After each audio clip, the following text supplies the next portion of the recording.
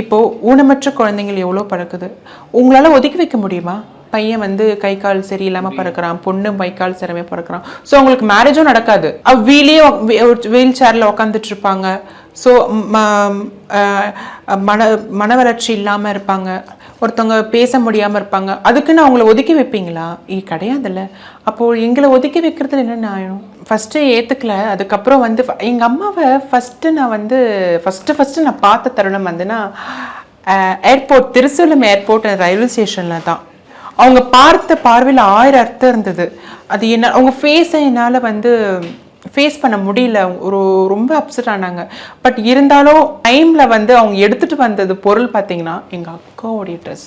இந்தா போட்டுக்கோ. இல்லை, சர்ஜரிக்கு முன்னாடி எங்கள் அக்காவோடைய அவங்க எடுத்துகிட்டு வரும்போதே ஒரு பொண்ணோட ட்ரெஸ்ஸு, எங்கள் அக்கா போட்ட ட்ரெஸ்ஸு எடுத்துகிட்டு வந்தாங்க.